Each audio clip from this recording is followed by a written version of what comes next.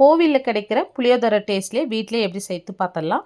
ஒரு பேன் வச்சுட்டு கடலைப்பருப்பு சேர்த்து லைட்டாக வறுத்து விட்டுங்க. இது லைட்டாக கலர் மாதிரி வந்ததும் தனியா, கருப்பு எள்ளு, சீரகம், வெந்தயம், அப்புறம் இது கூடவே மிளகு, ஒரு 3 ரெட் சில்லி சேர்த்து லைட்டாக வறுத்து எடுத்துங்க.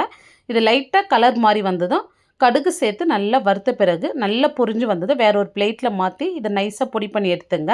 இப்போ ஒரு பேன் வச்சுட்டு எண்ணெய் சேர்த்துட்டு வேர்க்கடலை சேர்த்து நல்லா வறுத்து எடுத்துங்க. இது நல்லா கலர் மாதிரி வந்ததும் வேற ஒரு பிளேட்டில் மாற்றிடுங்க. இப்போ அதே எண்ணெயில் கடுகு சேர்த்து நல்லா பொரிஞ்சு வந்ததும் கடலைப்பருப்பு, உளுத்தம் பருப்பு சேர்த்துருங்க. இது லைட்டாக கலர் மாதிரி வந்ததும் ரெட் சில்லி, கொஞ்சமாக கருவேப்பிலை சேர்த்துருங்க. இப்போ இது கூடவே தேவையான அளவு பெருங்காயம், மஞ்சள் தூள் சேர்த்து நல்லா கலர் மாதிரி வந்ததும் இப்போ நம்ம புளி கரைச்சி வடி போட்டு எடுத்து வச்சுருக்கோம். புளி தண்ணி சேர்த்துருங்க.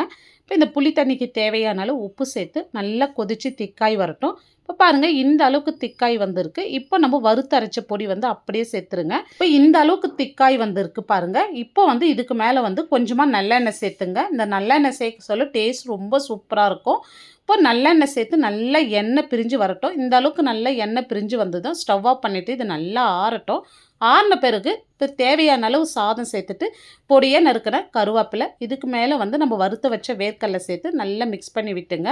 இப்போ கோவில் புளியோதரை டேஸ்ட்லேயே நம்ம வீட்லேயே ரொம்ப சிம்பிளாக செஞ்சுருக்கோம். இந்த வீடியோ டீட்டெயிலாக அளவுகளோடு ஃபுல் வீடியோ பார்க்கணுன்னா கீழே இருக்கிற ப்ளே பட்டனை கிளிக் பண்ணி பாருங்கள். பிடிச்சிருந்தால் லைக் பண்ணிட்டு சப்ஸ்கிரைப் பண்ணிடுங்க.